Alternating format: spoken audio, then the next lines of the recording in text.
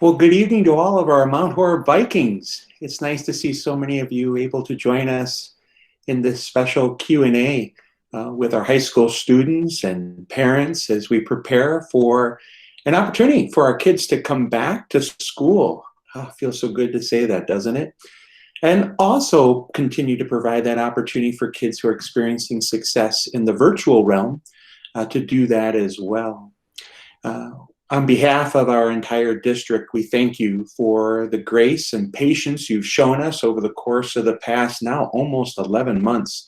It's hard to believe the last time our kids were in our schools was on March the 13th of 2020, but we aim to fix that. And what we intend to do tonight is to talk a little bit about our reopening plan come February the 22nd for our high school students. But before we dig into all that detail and avail ourselves to your thoughtful questions, I want to extend a note of gratitude to a number of folks who I know are on the call this evening. First and foremost, I know we have a number of Board of Education members who are on the call. Each of them have tirelessly given of their time and talents over the course of these past several months, especially. Very intensive time for them. As you know, this is relatively considered a volunteer position. There's a bit of an honorarium, but the time that they spend is a result of their love for our kids and this community. And I know you join me in thanking them for their leadership. If any of them are on the call tonight, I hope you can hear that message. I also want to make certain that all of our high school staff who've been thoughtful enough to join the call tonight too are recognized. I know many of them have been working many hours, tireless hours, in order to provide as robust a curriculum and delivery of instruction as can be done through this new medium that we're all finding our way through. I see many of them working late into the evenings, early into the mornings to ensure that our kids have a high quality learning experience. And frankly, we just could not have done this without you high school staff. So thank you so much for that. I have a couple of friends who've joined me on the call tonight. I'd like to first recognize members of our senior leadership team.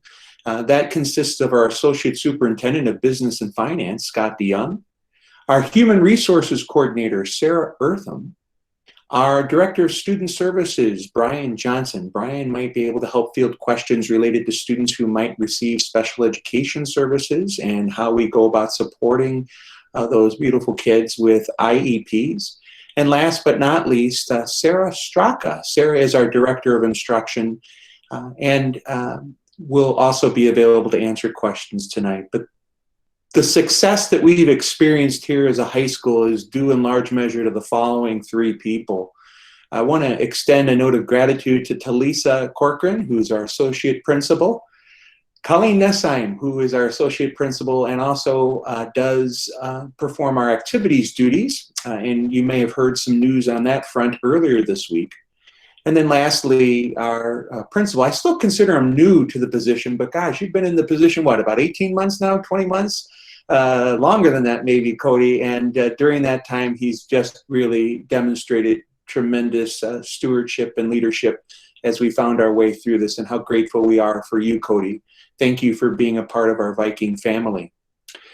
Maybe an opportunity just to kind of explain a little bit about what we hope to do tonight. Those of you who might be new to the Google Meets platform, if you would just look to the upper right-hand corner of your screen, you'll see a little chat feature there. If you'd like to ask a question at all, you're welcome to do it one of two ways. The first way, and probably the best way, because we have a number of people on the call tonight, is for you to type in your question in that chat feature. Mr. Lundquist is going to be our kind of moderator of that in a few moments after we do some introductory comments.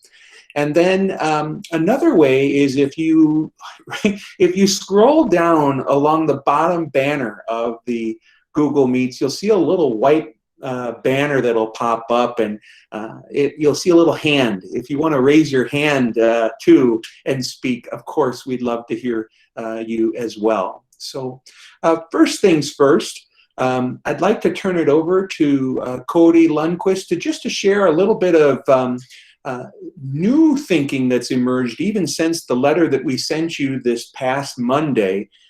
Cody, could I turn it over to you right now, please? Certainly. Yeah, Steve, it feels weird. I feel like I'm more of a virtual principal at this point than I am in person since we went in March. So this will be nice to get back into this piece. So no, thank you everybody for joining us here. What an honor just to be the principal in a great community. So I'm actually going to share my screen briefly here, or a tab, because it will help me and help you kind of just real. I'm going to keep admitting people here. I'm going to share, present. This is what we do. This is what happens in the classroom with the kids, right? We got to find what we're sharing, get our tabs going here, and the like. So I'm going to be sharing just a quick presentation, a little bit about what the thinking that's been going on the last couple of days, I should even say, because so much has been kind of swirling around our heads that are talking to students and staff. So kind of one of the pieces too, and I don't know if somebody else can take control of admitting people, because it's going to be hard to kind of jump back and forth if possible. But one of the, just a brief overview of what it's going to look like here at the high school. A through K will be Monday, Tuesday, just like kind of a K-12 approach, as well as L through Z Thursday, Friday, and really being cohesive with that K-12 model. On a school day, is going to be 8:05 to 3:25. That is something that is going to be still in place. And then, the bell schedule, I'm going to briefly mention this a bit because it's still very much fluid. It will not be the typical kind of 1 through 8 classes like it was before. There's a lot of moving pieces with regards to students who might be all virtual, and that's been very much at the forefront of kind of thinking about what's going to work best. It is going to be a 6-12 decision and kind of a 6-12 schedule. So know that it will be maybe it will be a couple different, we'd call stacked or touch point periods, where students are able to see specific teachers for what their needs are, and teachers can kind of pull them in, as well as getting a little more instruction time than we normally have throughout the school day. But again, it's not locked in place. We're still working out the nuances, but it will look a little bit different. Within our building, please know that our safety protocols are critical. Safety is at the forefront of what we're doing, whether it's for our students or for staff. Masks are mandatory, so we'll make sure students and staff will be wearing masks. 6-foot separation. Our cafeteria will be spread out. We'll have tables and desks and things spread out 6 feet so people can eat safely. Classrooms have already been adapted to be 6 feet apart with desks and tables. And then we're going to have one-way hallways. So it's going to be kind of a funky little map, right? So people are going to be kind of working their way through the hallways, and it might take a little bit longer. And that is why we're going to end up probably doing, we'll be adjusting our passing time a little bit, because we're going to have one-way hallways again to kind of keep people going the same direction. And so that's probably one of another big piece for our logistical. And those are just a few, and no lockers. I should have mentioned that. No lockers. Again, that will reduce the number of people who are kind of sitting in that one space and kind of mingling, as our high schoolers might do in the hallway. And then just know that the onboarding, offboarding, fourth quarter will be the time where, if let's say you start virtual, want to come in person, or vice versa, fourth quarter right around there will be that time. And at this point, we're not going to be switching cohorts. We've really set up our numbers to be very much in that A through K, L through Z, and based on transportation and families and class sizes, that it's really critical that we're going to be keeping within those confines. So that's a very broad overview of it. There's certainly other pieces and things that we know that's going on. And I'm happy to answer those questions as they come in. But I've been working pretty tirelessly with Mr. Christensen, our middle school, because it is such a collaborative effort at a 6-12 level. We were doing everything we can to be pretty consistent. So again, thank you. And Steve, I'll just turn over to you, and know that I'm going to be kind of going through the chat here and answering what questions I can. Wonderful, wonderful. Thank you so much, Cody, for that general overview. This is very helpful. Those of you who have not yet received a letter that we drafted to you earlier this week, if you don't mind me just quickly presenting my screen just to show you a little bit of some of the highlights of that. This might also inform some of your questions that you may have here in just a few moments. Again, while we're providing this general overview, might I encourage you to use the chat feature in the upper right-hand corner. I do see some questions starting to come in there, and we'll get to those in just a moment. But I thought it would be helpful just to reemphasize how we got to this point. We did here on December the 14th, Public Health Madison Dane County decided that they were going to move off the metrics that they originally had established for us that were released 2 days before school had started here in August. And so that allowed us an opportunity to begin dusting off some of those plans that we've been thinking about and share them with you. One of the requests that was made of Public Health Madison was that we do not have all of our children grades 3 through 12 return at the same time. They wanted to be incremental, progressive. And so that is why we have this staggered approach with our high school students being staggered to the last point of February the 22nd. In retrospect, there are some things I think I'll take ownership for this. I think I could have done differently. One of those pieces was to try to announce the middle and the high school at the same time as we onboarded our IC. One of the promises that we try to make to our employees is that we inform them and get their feedback on dates and times ahead of notifying the general public about things. And just because with the holiday schedule, that didn't necessarily happen. And so we did have a great conversation with our high school and middle school faculties on Monday morning of this past week, which then allowed us to provide the timeline in this document that you see before you. I know it's being repeated, but I can't repeat it enough. We are beholden to following all of Public Health Madison and Dane County's requirements, and one of those requirements is involving that 6-foot social distancing, physical distance piece. Some of you who might be familiar with the Harvard plan have seen that the request is being made that 3 feet is the distance to be honored, but at this point we are beholden to that requirement of 6 feet, and this necessitates, due to square footage for us and amount of staff available to teach students, to a cohort model of which Cody just spoke of. And I do think there's very little opportunity, and this may not be a popular comment, but I do think it's one that's worth stating. Masks absolutely will be required and properly worn at all times. We found our kids, particularly at kindergarten through 2nd grade, this is really a non-issue.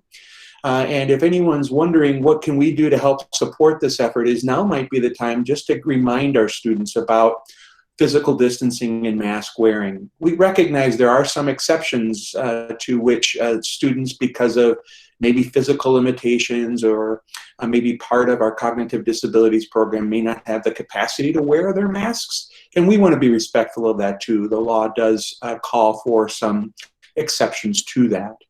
And also to remind folks that we have a timeline for how we're going to be sharing the information. And as you know, January 4th through January 8th, we have this survey that was pushed out to you, asking you to, in short, put your nickel down.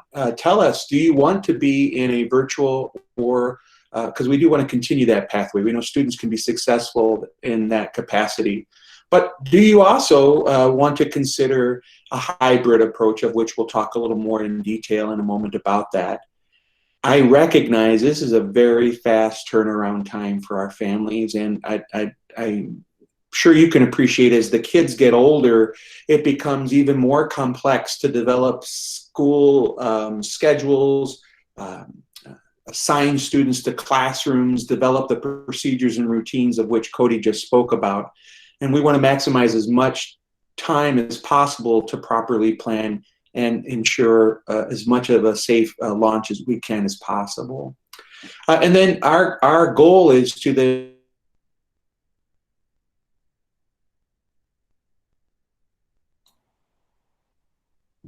Looks like Steve froze up a little bit. Give him a second to see if he comes back.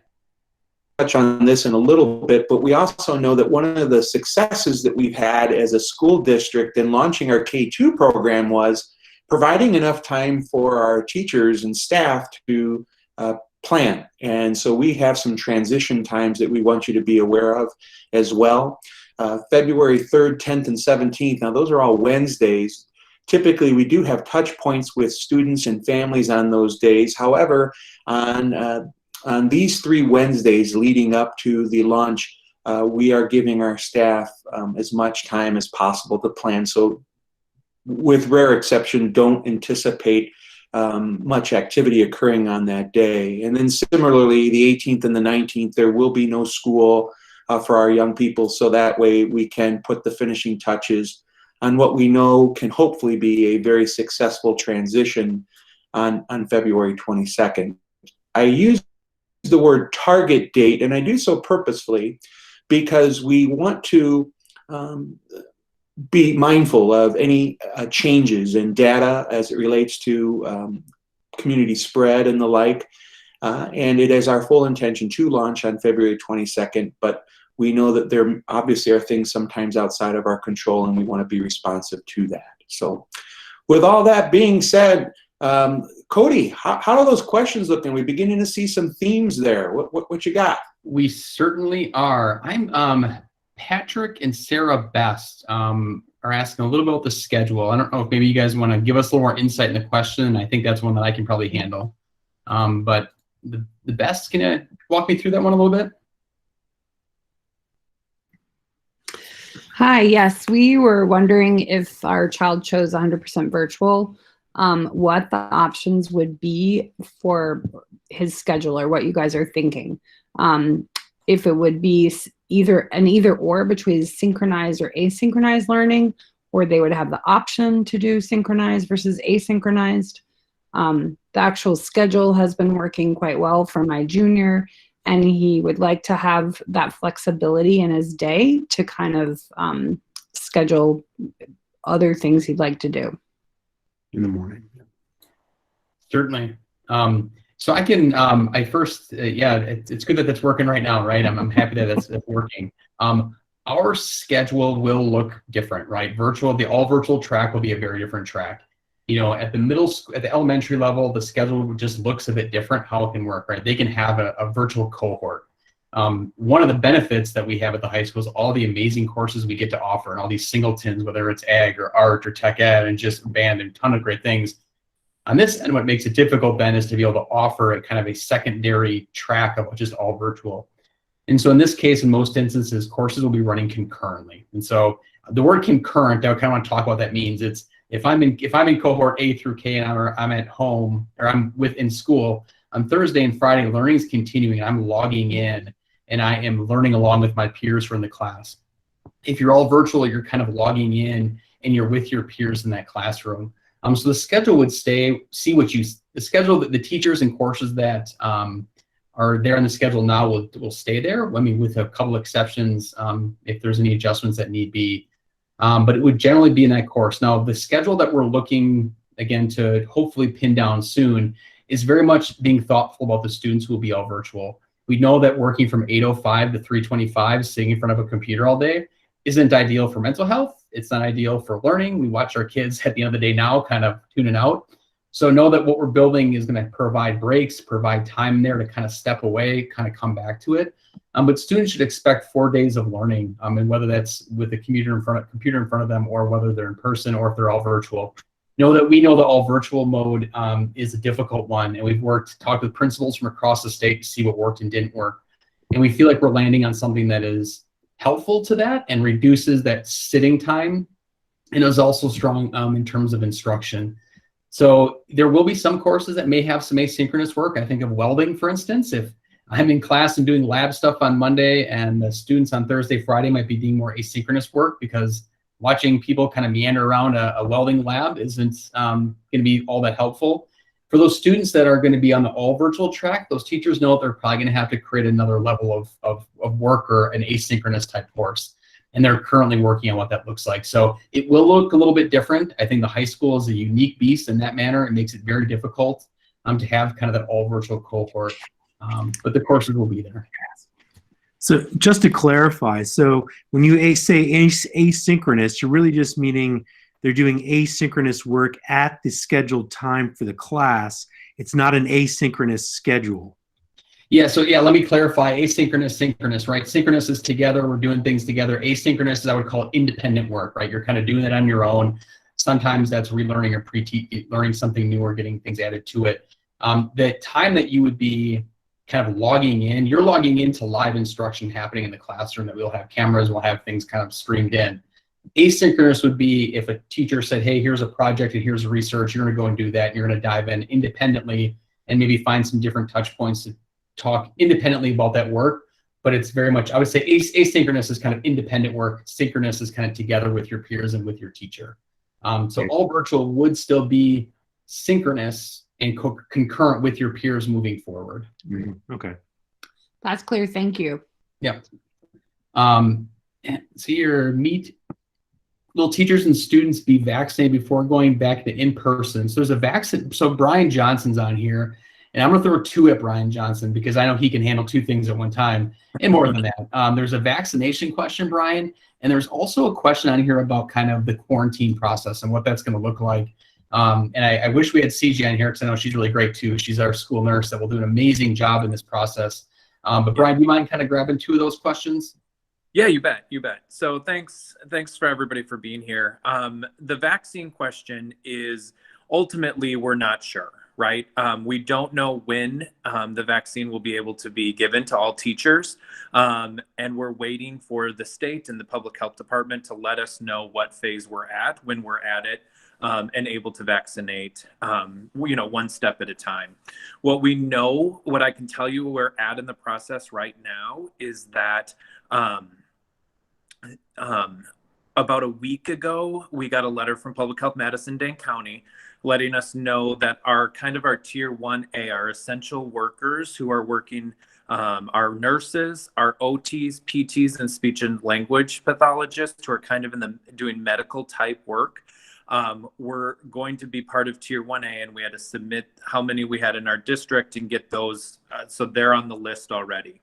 This morning, we got another email from Public Health Madison-Dane County saying that all special education staff who are performing health-related duties or activities are also part of that, now part of Tier 1A as well. So I called every single special ed teacher talking about their caseload and who they're working with and what staff are working with who. So we could get those numbers submitted to Public Health Madison-Dane County so that our numbers could be one of the first ones to come in so that we're at the top of the list. So that's where we're at right now in the process of working with Public Health Madison-Dane County and then us as a district. And so right now it's our school nurses, our nurses who are providing nursing assistant work where that's 100% of their job. OTs, PTs, speech and language pathologists, and then special ed teachers who are doing health-related needs. So not everybody in special education field, but if they're performing a health-related need. They're in Tier 1A now and are part of a list. That doesn't necessarily mean that they'll get it by next week, but hopefully shortly. And then what we've started to hear, but we haven't had anything specifically in writing, is that once all Tier 1A is done, then Tier 1B will start to be vaccinated. And that's where all educators and school district employees will be part of that process. So we're hoping, crossing our fingers, it'll be as soon as possible.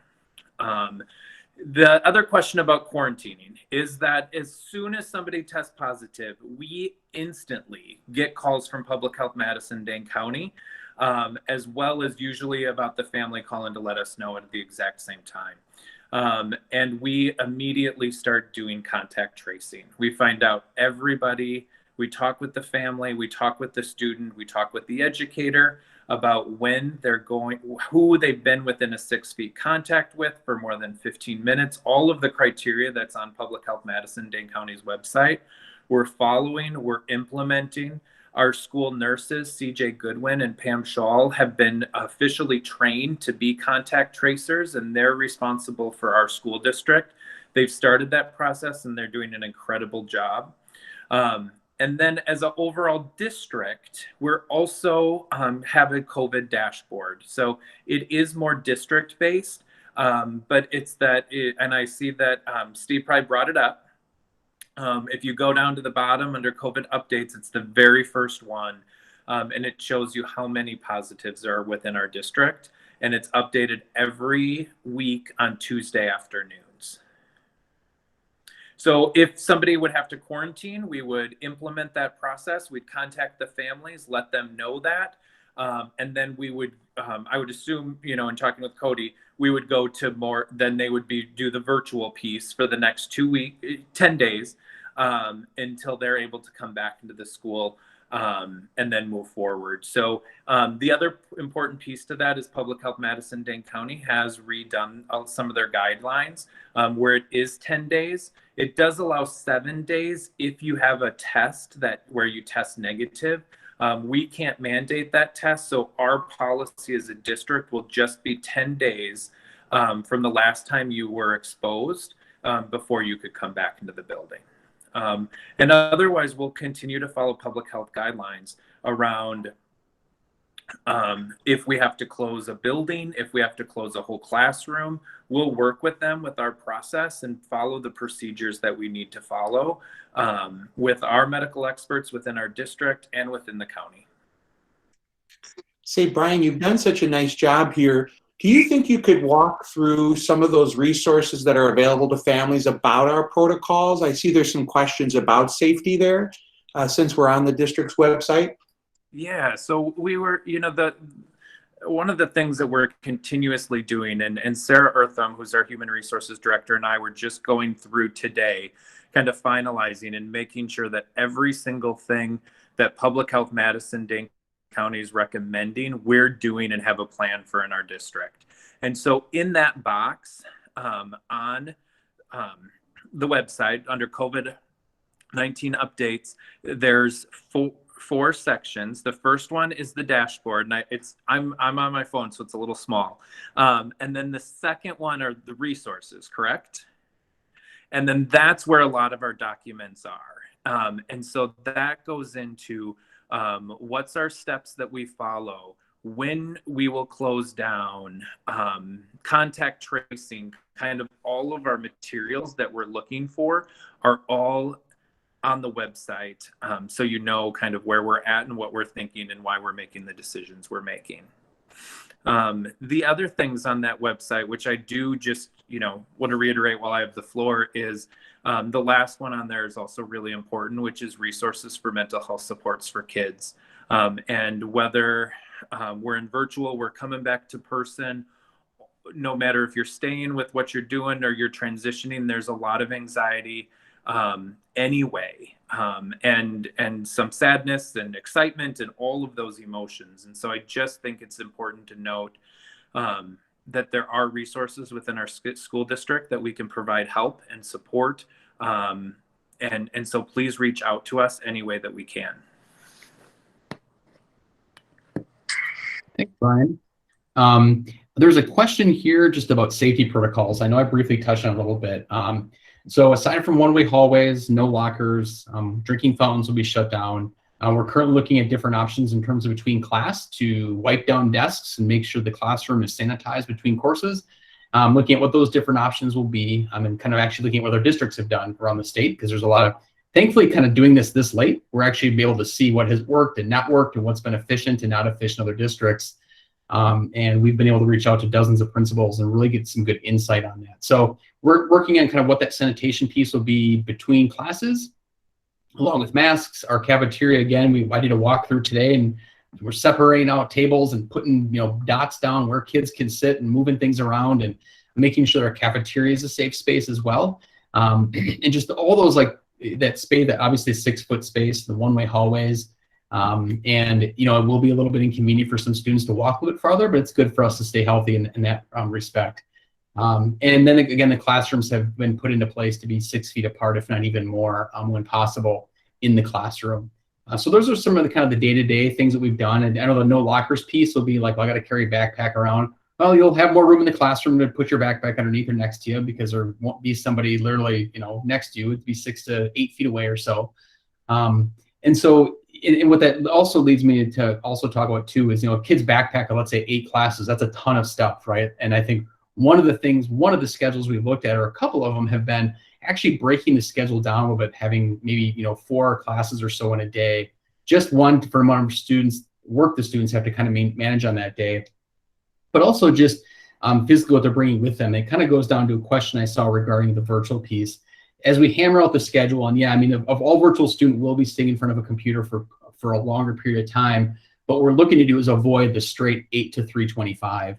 And what that could look like is if we have what we at the high school call STAT, student teacher access time, where if a student needs it, they do it. They set up some time individually with the teacher one-on-one, but if they don't, they're not logging in. Or if a student has a study hall, you're not logging in to a study hall virtually, right? You get that time to work independently, or take a break, right? Quite frankly, go for a walk and kind of step out.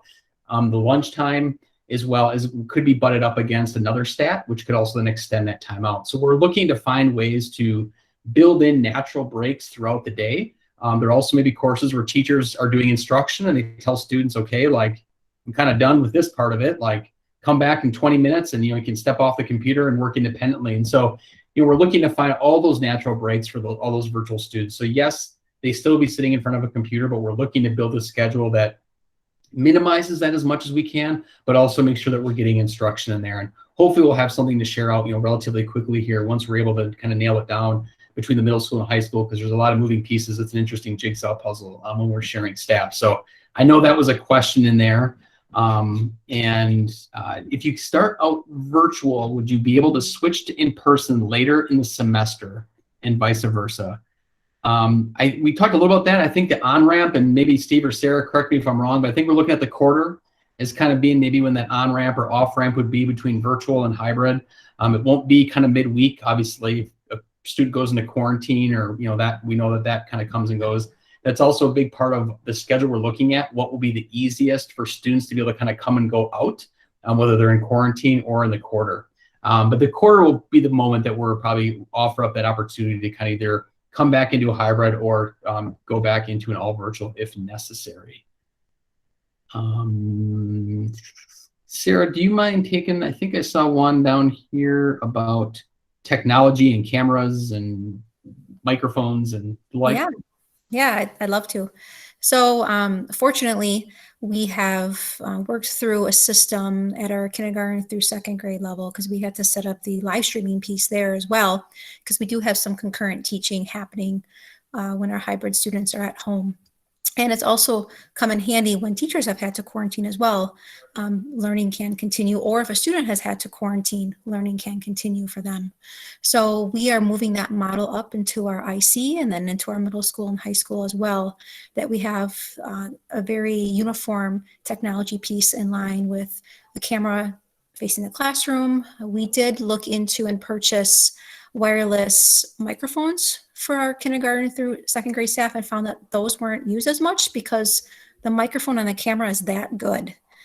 So it can pick up anywhere in the classroom, just like if I'm talking to you right now.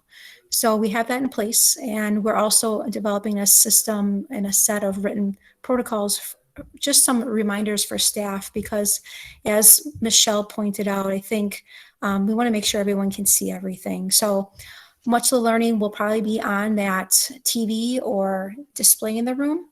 So students can then have that teacher shared screen with them, but then the students that are live as well will also be looking at that visual on the board. If a teacher does have to write on the whiteboard, they're gonna have to write big so students can see as well. So we've been modeling this. We had a high school classroom set up, and we're working through some of those things. So when we present it to staff, we know that we can give them exactly what they need to make sure students live and then people virtually like us right now can see everything that's happening. Thanks, Sarah. Yeah, it's going to be, I know our teachers would do a great job, and the technology piece can seem to how the cameras work. And these cameras that we've got now that will be used for this are really great. I mean, the audio we tested different, all over the place in different rooms, and they're really nice. And so there is one, I'm trying to think, about what we'll do with a small class of 6 to 8 students and how that functions. Yeah, we do have a couple sections, not very often, but we've got some AP courses that are relatively small, and some other courses.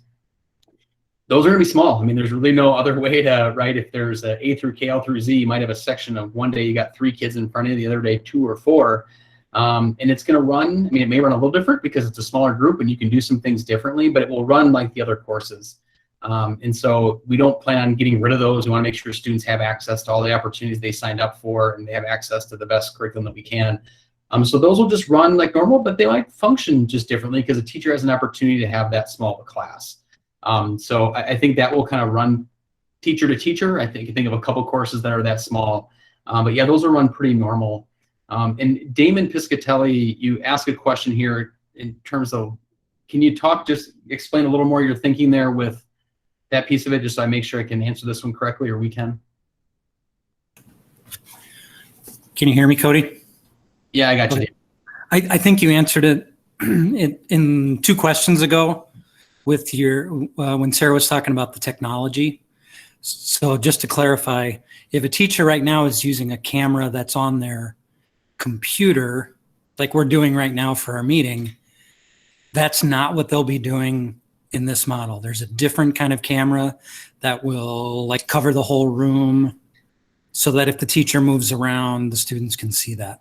Yep. Yeah. The camera is a really nice camera that, and it depends on the stuff that gets chosen really, but it can sit in a tripod and really wide grabs the whole room. And the student will be able to see kind of what's happening in the classroom. Okay. So yeah, it won't be this like really close kind of, you can pick someone's teeth kind of close, but it will be very much that wide classroom view that you'll be able to see. And then if the teacher is sharing something on the screen, the student will be able to kind of see that part of it, as well as the smart board or the AVER board or the TV, kind of what's being shared with that presentation. But yeah, they'll probably see the back of their peers' heads maybe, or the front of it, depending on how the teacher sets it up. But they'll see that classroom, they'll see their peers, as well as the teacher kind of walking and doing what they would what a normal class would look like. Okay, thanks. Trying to think here, face to face. There's the technology. Students can hear teachers. Vaccination question, which I feel like we said why mostly worry about teacher safety. Yeah, teacher safety is a big one for us. I mean, I think it's probably everyone's safety is very much the forefront of what we want to be doing here, and the safety protocols we put in place, while also know that we can keep staff and teachers and students as safe as we possibly can with those protocols.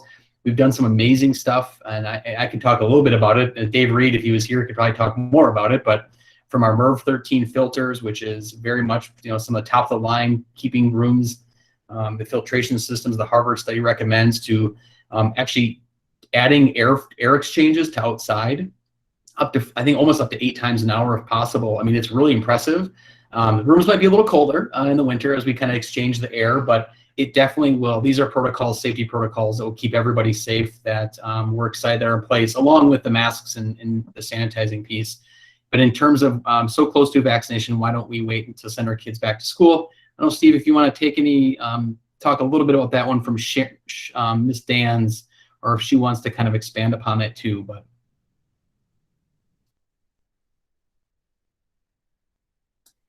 yes, Ms. Dans, did you want to share anything more that would be helpful to framing the question? Well, my concern, I guess, is that we're getting close to a vaccination. The vaccination may happen before school starts, possibly. I'm being optimistic, I think. But since we're getting close, why don't we wait to send our kids back to school in person? Because there is a risk, and some schools have been closed down and those sort of things. And I am happy to hear about schools sharing information about what has worked and what has not worked. But still, there's a pretty great risk to the teachers that have not been vaccinated yet. So I worry about them. So well said. And, this is a question on every phone call I've had with Public Health, Madison, Dane County, we're asking, because your head is where our head's at. And we talk with PHMDC weekly, if sometimes not even more.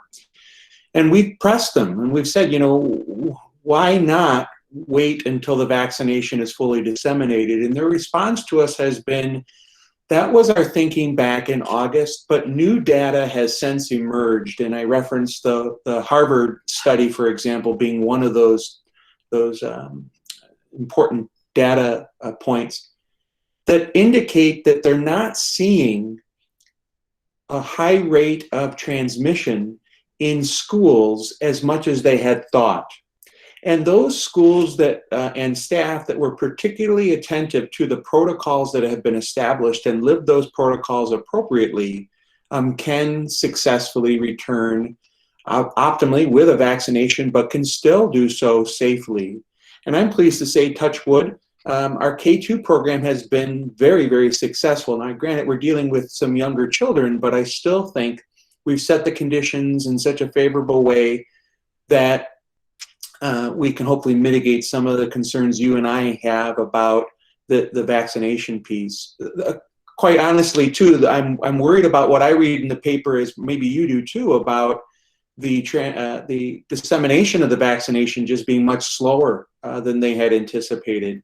And I think it's optimistic thinking that students and staff will have access to that vaccination before March.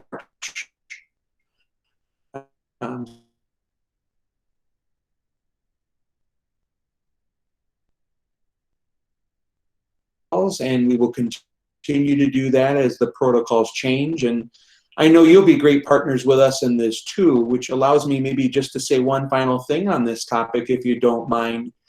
Really, if you don't hear us say anything tonight, please hear me say this, is that if your student is experiencing 2 or more of the symptoms of COVID-19, please don't send your kid to school. We're not gonna penalize a student for not being able to attend school. It's better to be safe than sorry. We'll do everything we can to ensure and set your student up for success academically while they're away from school.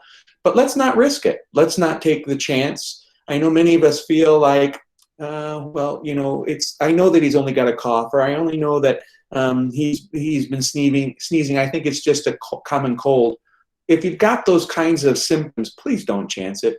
Not only for your child's health, but that of everybody else in the organization. So I think all of us together, we can get to a good spot with this. Thanks for being so thoughtful, Mrs. Dance.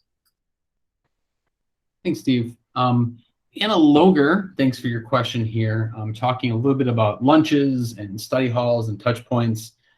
It's, you know, I think we're looking at a couple different things. I think the lunch question we had, we generally had junior, senior release, right, where juniors and seniors could go out and grab lunch, as well as study halls. We're still trying to identify what to do with that. I mean, there's kind of a push and pull, talking to other schools about letting students out. Is that putting them out in the community, bringing them back? But then how many people do we keep in the building? So there's definitely still some work to be done there. I will share with you that many schools that we've spoken with still have an open campus lunch. And more so because the students are kind of with the students or with that school, and it hasn't caused a big issue. But again, we're still looking at what works best for our school and for Mount Horeb High School, and know that, you know, we have a heck of a lunch program and a great, big, beautiful cafeteria. Any way that I can use that thing, I want to. And so I think we want to use that as much as we can, but also make sure we're doing something that's safe, right? And make sure we have students getting the support that they need, but also having a safe building. So I know that answer's a little muddy, Anna. I apologize. It's just one of those things too that we're still trying to work out here in the next couple of days regarding what that will look like for students but lessening the exposure, certainly. Is there anything else, Anna, that kind of goes along with that question? Because I don't want to miss anything there. Not really. I guess one point would be, so I just think like during the touch point time that they have right now in the morning, would they be required to sit in the building for that time? And again, that I don't know, that might be a little bit too specific right now, but. Yeah, I completely agree where you're coming from now, because our schedule will look different than it currently does too. I should kind of state that. It won't be classes in the afternoon, the whole morning be touch points. We're going to probably steer away from that type of schedule. But I know what you're saying about kind of, will they be mandatory to be there for an attendance purpose with the touch points and or a stat type thing. And that's something that I think will go hand in hand with the study hall and lunch piece in terms of when we make that decision. It'll come out soon, and I will certainly relay that as when we release the schedule out to families, we'll have that protocol in place and ready to go, so people kind of know that all together. But as we kind of just wrap up and really kind of pinpoint what works best and what we're hearing, whether talking to health experts and that, like what works best and what's the safest. And that's really what the key there is. What does that do for safety for staff and students if we open it up or not, for sure. Cody, I know that we had said to families that we were looking at about 5:45. These are some really great questions. I'm wondering if maybe it would be helpful to allow people to jump off if they wanted to. And are you up for a couple more questions here if we stick it out for another 10 or 15 minutes? Yeah, you might get a 5-year-old running into my office here with me, but just as long as you don't mind that sitting in my lap once in a while, that we're okay with that. Certainly. While we still have people on the call, and before they jump off, can I maybe have a bit of a commercial for everyone? I want to talk about this opportunity, hopefully, that if you know of friends and family members who are looking for a great job opportunity, a great career opportunity, we not only have openings for teacher substitutes, and that's true. We also have a need for paraprofessionals who get to work with kids in a regular education classroom setting, maybe some supervision experiences, but also the great intrinsic value and reward of working with students who have special needs. We're looking for those amazing professionals, as well as custodians, school nutrition. If you are interested or you know someone who's interested, won't you please pass on this information, reaching out to our human resources coordinator, a fantastic professional by the name of Sarah Eartham, and the number is listed there. And we also have this information on our district's website as well as our social media accounts. We get the very best candidates from great people like you, and I'm hopeful that if you know someone, we sure would love to get to know them too, that could maybe be a great resource for our kids. So with that being said, let's turn it back over to Cody for a few more questions. What do you see there, friend? All right there. I see, I know I got Colleen Nessheim here, so we're gonna put her on the spot because there's an athletics question, and just kind of talking about from the bests, just asking about what is the policy to prevent COVID spread in high school, kind of with our athletics who just voted this past week to go back to be able to compete outside Dane County. Colleen, you want to grab that one? Absolutely. Hi, everybody. Well, that is a loaded question, but as far as the word policy, I've had a few people, and rightly so, talk to me about now that we have athletes that are traveling and competing, how do we keep everyone safe with their return? And there are two parts to that question. The first one is that I personally think that it's best that our kids are under our control of our coaches and me as the athletic director, and then the athletic directors that we're traveling to. Just in my now 2 days of planning, the safety plans that have been sent to me by the host athletic directors are very impressive, and everybody's doing their part to keep our kids and coaches safe. And then the second part of that is when they return to school in February, by then we will still have a few teams still participating, and then we'll roll into the actually fall to spring sports. And as long as we are asking our kids to continue practicing all the safety protocols in place, we'll continue that. And then we'll also make sure that when they do walk into the classroom, that they're obviously following all the guidelines that Cody talked about at the very beginning with the 6 feet social distancing, masks, and all that thing. So I understand that there, are a lot of questions about that. And certainly you guys don't hesitate to send me an email. We can talk more. I also know that the Verona has sent some information out to you guys and to the swim, about some of the things that there are some non-negotiables also. So I will support their, policies also that they have in place. So I hope that helps a little bit.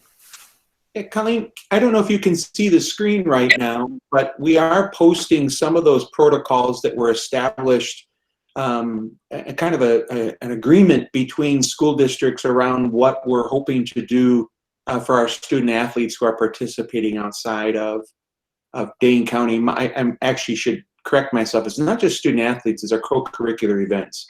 Yep. We do have students who are participating in a number of activities that are not athletic related. Might you be able to speak to some of those, the steps that you're taking? Yeah, absolutely. So if you're looking at the screen, and again, I can send this information, there's a lot of information there, but the athletic directors that I've been in contact with today and yesterday are sending me their protocols. The WI has some safety protocols. There are forms that we need to fill out before kids can walk into their schools. So all of these things are just, the steps that we take before we'll send kids out anywhere. And, like I've also been telling a lot of families is, again, I think I believe that our kids are safe because they're under our control and our watch. And I know that kids, if they aren't competing with us, then, maybe they're going out and doing something where there aren't as many watchful eyes. I know people joke that maybe I don't think that we can ever be too safe. And so, I know I have a lot of rules and we send out a lot of reminders, but again, my priority is the safety of our student athletes. And so I know I send out a lot of information, but you just can't, have too much right now, especially in an unknown.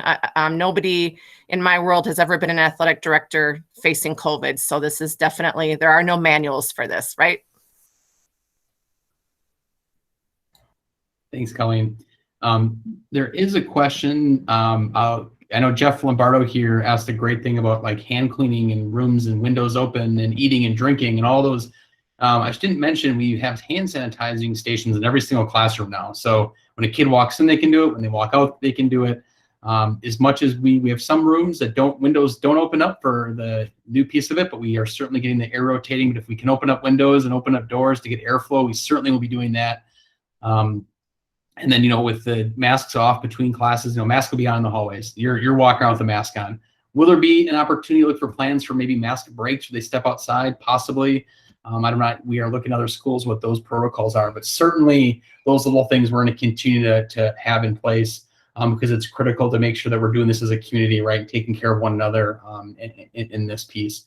There's also a question about band and kind of music, which I know is near and dear to our hearts because it is certainly, I think, at the core of sometimes what we do and really keeps us going here. And music classes and band. So currently, Madison, I actually had a big conversation with Will Jansen about this because he wanted to make sure I came well informed that, we've seen there has been a study out of the University of Colorado that's going to be released regarding aerosols and kind of what that means for band and what that means for singing and music.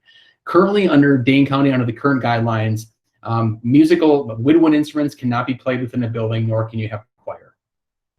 And I think it's DPI says one thing and Dane County says one thing, and there's kind of this back and forth.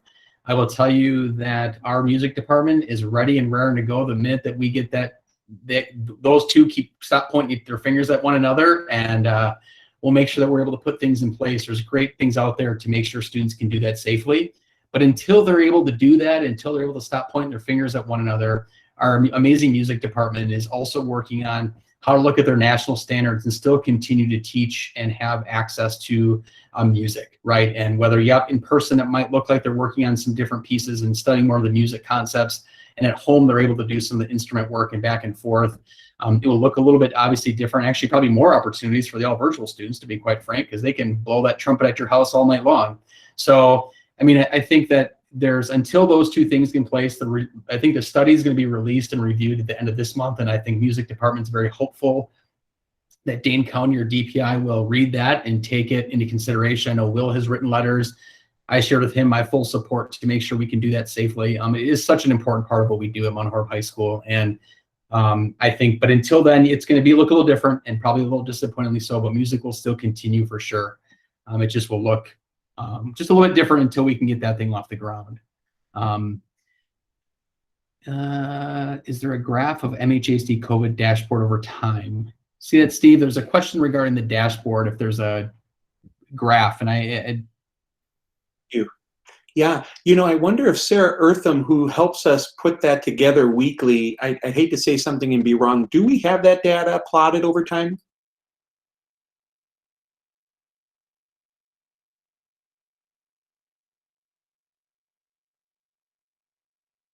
I think maybe your microphone might be off, friend. Wow, you think it's my first time on a Google Meet. Yeah, so the dashboard does reflect our data back through the beginning of this school year. So we do track that back to July 1st of 2020. And then that's where you see the total on there. And that's what that is dating back to. Does that help answer the question? I think he was kind of thinking about, or the person who was asking was thinking about intervals, like Do we see a continuous line up or down, or if there's changes week over week when we report that? Is that available? Sure. We've been updating it on a weekly basis, and we have our own tracking system. It's not all completely integrated, but what I can say is, I think from just being part of the process of updating it, and we have seen some of that, roller coaster, I guess, a bit. What I would say is I know we had seen probably maybe a little bit more towards the beginning of school. We had seen a little bit more of the quarantining and cases, and I would say probably as of like November timeframe, we were actually seeing less of that happening. I mean, as you can see, our numbers now have probably remained fairly low in terms of active cases each week. So, and some of those are people, carrying over from one week to another because of the long time frame. So even though there might be 3 this week and 3 next week, those could be the same 3 active people because of the 14 or 10 days and kind of crossing over a couple of weeks. Thanks, Sarah. There's a couple of questions on here regarding when we'll release that schedule. I can't make any promises going to be before the survey closes. We want to make sure that that is done right and done and that it's out accurately. I don't want to release something that then we have to change later and we're adjusting to. So it most likely won't be until after the survey closes. I know the survey closes this Friday. Know that it's kind of an AABB, and 8:05 to 3:25. Learning will be happening 4 days a week. We'll be doing everything to keep people safe. If you got other questions, feel free always to reach out, but I can't make any promises that's going to come up beforehand. I would love to be able to do that. There's so many moving pieces between middle school, high school, and just kind of what works and doesn't work, and between youth apprenticeship and all these other people. There's just so many things we have to think about. I want to make sure that we do it right and release that in the right way. So I apologize that timeline isn't probably ideal, but it's kind of the one that we're working with, and I want to be honest with folks about that. Say, Cody, this might be a good place for us just to kind of hit the pause button. And would it be possible, I'm wondering, is there a student on the call tonight that has a question? We appreciate hearing from our parents and families, staff members, but is there any student who's on the call that might have just a burning question they may have before we call it a night? I know that the administrative team is likely going to be hosting something like this for our student body here once we get some more meat on the bones. To Cody's last comment, if you don't mind me saying, is that we are a school district that's building its master schedule around what you need, what you tell us. And that's a bit different than what we're seeing in some other districts, whereby the district is saying, here's what we're offering, you decide what you want. And I think that's a really important distinction to make, because we really pride ourselves in trying to be as customer friendly as possible where we can. And this is an example of that. So thank you for your patience. I recognize there's a number of other questions that are on the call tonight that we've not been able to answer. However, one thing is certain, this is not the end of these conversations. We intend to hold more of them as we get closer and closer to the target date of February the 22nd. Thank you for joining us tonight. We want to be respectful of people's time. I actually kind of hear some bellies rumbling. Maybe some people are starting to get hungry and it's supper time. But know that we are better because of people like you in this district, and you really make me proud to be a Viking. I hope you are too. Have a great night now, everyone.